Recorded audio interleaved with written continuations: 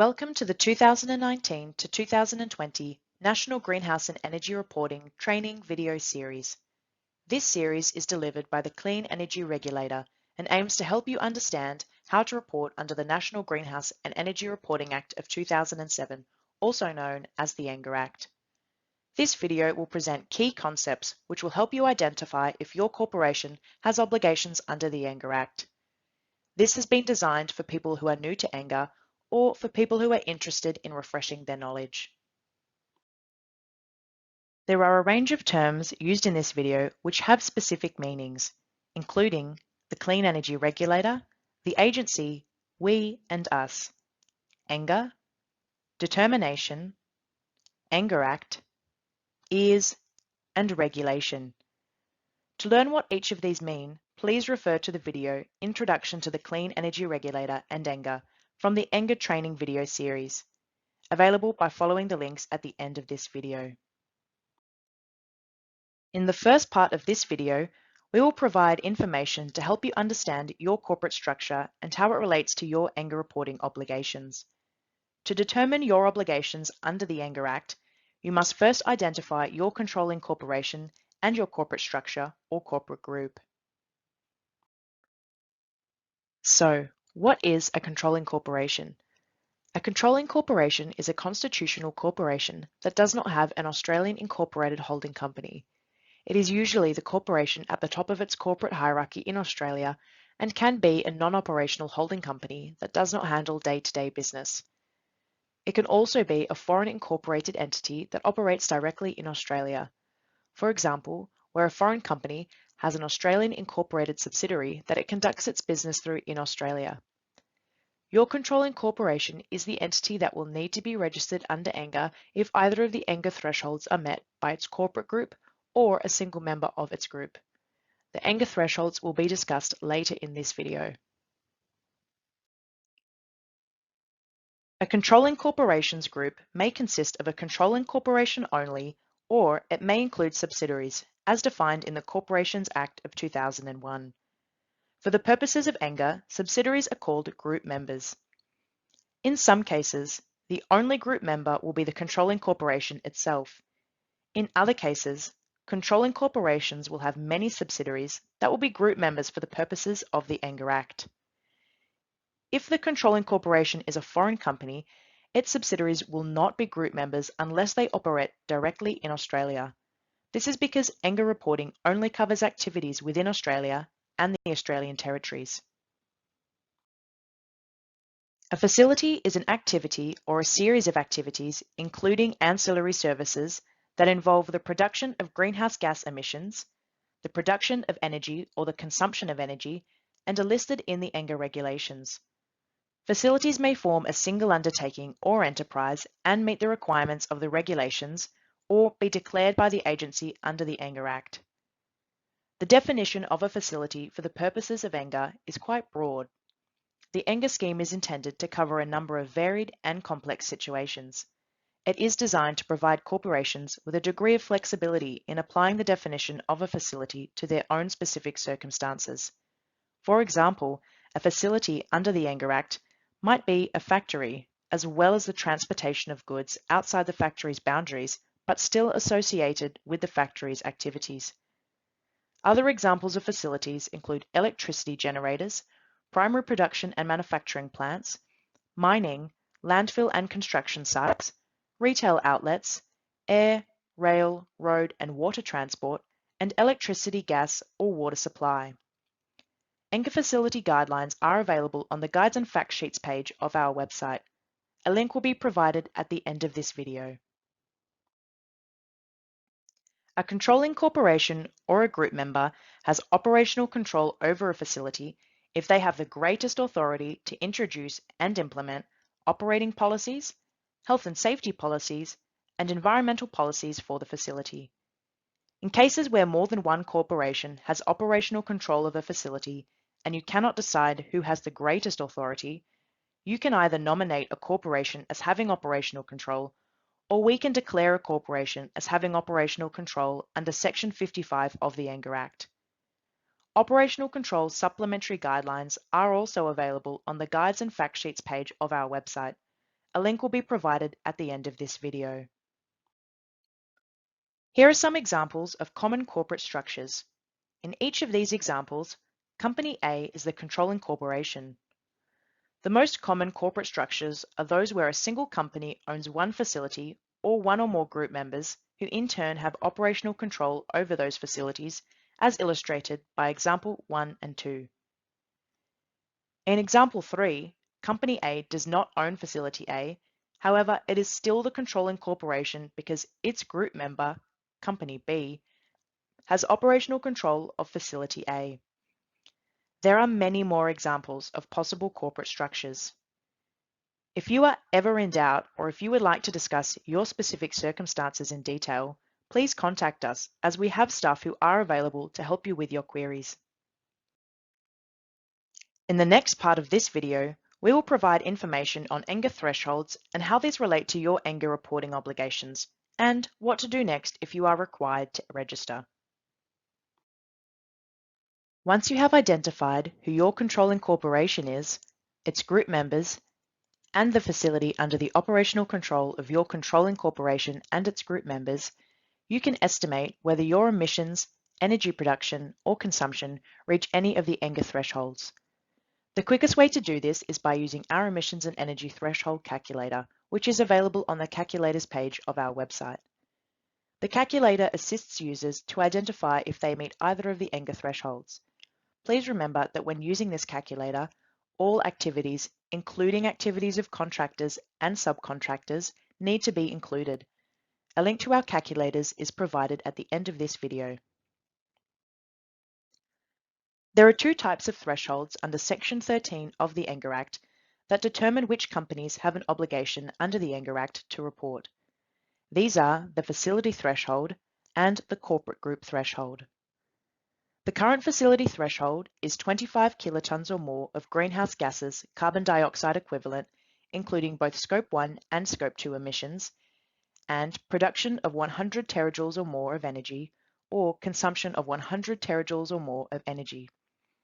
The current corporate group threshold is 50 kilotons or more of greenhouse gases, carbon dioxide equivalent, including both Scope 1 and Scope 2 emissions, and production of 200 terajoules or more of energy, or consumption of 200 terajoules or more of energy.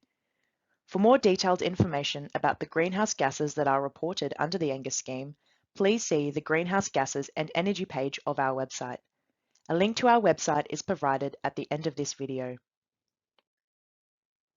Should your controlling corporation reach either ENGA threshold, it is required under the ENGA Act to apply for registration by the 31st of August following the reporting year in which it first reached that threshold. If your corporation triggered a threshold in a past reporting period, it is still obliged to register that year as the trigger year under Section 12 of the Act. Corporations only need to register once and must report each year they remain registered. If you need to register your corporation, go to the client portal and set up an account. The client portal can be accessed through the Our Systems, Logins and Guidance page of the Clean Energy Regulator website. A link will be provided at the end of this video. You can then complete the Controlling Corporation registration form and submit it to us for assessment. Once registered, the name of your controlling corporation is added to the National Greenhouse and Energy Reporting Register. We will now provide a very high-level introduction to EARS and different types of reports. Please note that more detailed instruction on EARS are provided in following videos in this training video series. EARS refers to the Emissions and Energy Reporting System, which is an online system that allows reporters to log in and submit emissions and energy reports to meet their obligations under the ENGA Act. All types of ENGA reports are prepared in EARS, which can be accessed via the client portal. When organisations are registered under ENGA, an EARS workspace is created and access is granted to the ENGA contact person and executive officer as nominated in the registration application.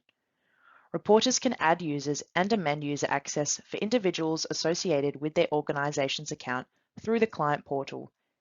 Detailed information about using the client portal and EARS is included in the video presentation, A Brief Introduction to EARS. When preparing a Section 19 report, controlling corporations should begin by reviewing and updating their reporting structures in the emissions and energy reporting system by adding any new group members, removing group members that are no longer part of their corporate group or are no longer affected group members, and ensuring that facilities are correctly set up as being under the operational control of the correct group member. Further information and guidance to assist you with the specifics of reporting in EARS, including how to create a facility, updating corporate structures, and generating and submitting reports, has been included in later videos of this training video series. If your controlling corporation is registered, it will be required to report annually under Section 19 of the ANGA Act by submitting what is referred to as an emissions and energy report. This report contains Scope 1 and Scope 2 emissions and energy production and energy consumption information for facilities under its operational control. This report is due by the 31st of October each year. As this deadline is set by the legislation, no extensions can be granted. Please note that if the date of the ANGA reporting deadline falls on a public holiday or weekend day, the deadline falls to the next working day. This will be the case for reporting in 2020 and 2021. If a controlling corporation is registered because a facility threshold is met, the ANGA report will contain only information and data in relation to the facility that met the threshold. If a corporate group threshold is met, the ANGA report will contain data relating to the activities of all facilities in the group, regardless of whether the individual facilities met the facility threshold. There are two scenarios in which reporting obligations for a facility may not apply to the controlling corporation and are instead reported in a different emissions and energy report. If a group member makes an agreement with its controlling corporation to take on Section 19 reporting obligations for one or more facilities and has notified the Clean Energy Regulator of this agreement, the group member completes an emissions and energy report under Section 22X of the ANGA Act. This report contains information about the agreed facility or facilities, Scope 1 and Scope 2 emissions, and energy production and energy consumption. The controlling corporation must still submit a Section 19 report for the rest of its corporate group that is not under the Section 22X agreement. Reporting transfer certificates, also known as RTCs, allow ANGA reporting obligations to transfer from a controlling corporation with operational control over a facility to the corporation that has financial control over the facility. This is not a common arrangement, and RTCs relate to single facilities only. This means if a corporation or group member wishes to take on reporting obligations for multiple facilities it has financial control for, the corporation will need to obtain an RTC for each individual facility. If an RTC is held by a group member, then a reporting transfer certificate emissions and energy report is submitted under Section 22G of the Act. There are specific criteria that must be met before an RTC may be issued. These criteria are detailed in the Reporting Transfer Certificate Guidelines, which are available on the Guides and Fact Sheets page of the Clean Energy Regulator website. A link will be provided at the end of this video. The same reporting deadline of the 31st of October applies to 22X and 22G reports. Again, please note that if the date of the ANGA reporting deadline falls on a public holiday or weekend day, the deadline falls to the next working day. This will be the case for reporting in 2020 and 2021. The last part of this video will address part year reporting, reporting below threshold, and deregistration. Part year reporting may apply where there is a change in operational control of a facility.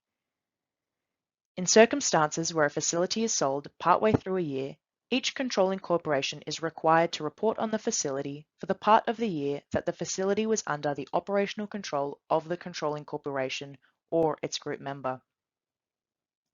Note that part year reporting does not apply where ownership of the controlling corporation or group member changes, but operational control of a facility does not. If ownership of a group member changes, but operational control of a facility does not, the controlling corporation of the group member as at 30th of June reports on the facility for the full year.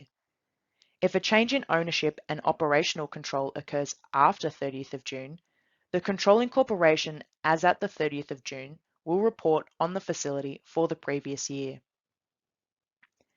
If in a reporting year, a reporter does not reach either ANGA threshold, they are still required to submit a below threshold report until they are deregistered. As we have noted, for each year your controlling corporation remains on the ENGA register, it must submit a report, regardless of whether it has triggered an ENGA threshold. This generates what is called a below threshold report. In these circumstances, you may wish to apply to deregister so that you do not have to keep submitting reports each year. A controlling corporation may apply to be deregistered if it is not likely to meet either of the ENGA thresholds under Section 13 of the ENGA Act in the next financial year in which the application is made, as well as the next 2 financial years. The applicant must also demonstrate that they do not hold a reporting transfer certificate and that they have complied with their obligations under the ENGA Act. Deregistration of a controlling corporation may also be necessary when there are changes in a corporate group's controlling corporation due to restructure or sale and it ceases to be a controlling corporation. Applications for deregistration are not submitted through the client portal. They are available on the Forms and Resources page of our website and must be submitted to us via email or the registered post. An application for deregistration relates to the reporting year in which the application is received. An application for deregistration may be submitted at any time. If you are submitting an application on the basis that you no longer meet an ENGA threshold, however, please note that unless your application has been received and processed by the Clean Energy Regulator prior to the report submission deadline of the 31st of October, you may still be required to submit a below threshold report. Please keep in mind that the standard processing time for applications for deregistration is 20 business days.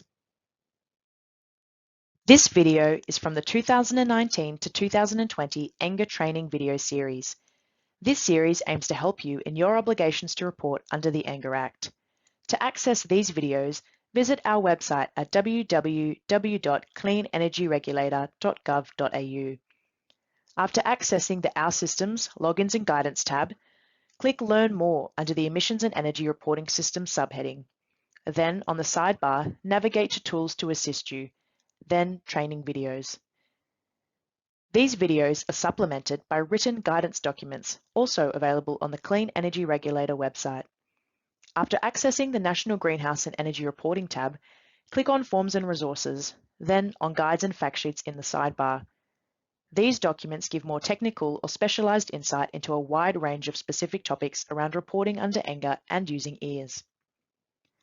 We also provide calculators to support reporters, available on our website through the National Greenhouse and Energy Reporting tab under Forms and Resources. These calculators help reporters produce accurate ENGA reports and include those for assessing corporate reporting obligations, estimating uncertainty in emissions, and estimating emissions from solid waste and wastewater operations.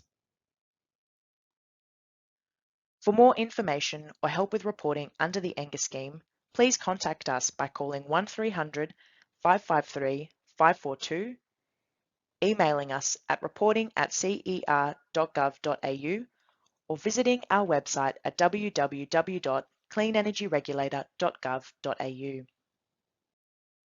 This video has been developed by the Clean Energy Regulator to assist persons to comply with their reporting obligations under the National Greenhouse and Energy Reporting Act of 2007 or the ENGA Act for the 2019 to 2020 reporting period. This video should be viewed in conjunction with the ENGA Act and supporting regulations and determination. Changes to legislation may affect the information in this video. The examples used in this video are for illustrative purposes only. This video is not intended to provide legal advice. If persons have concerns or questions about the application of legislation in their particular circumstances, they should seek professional advice.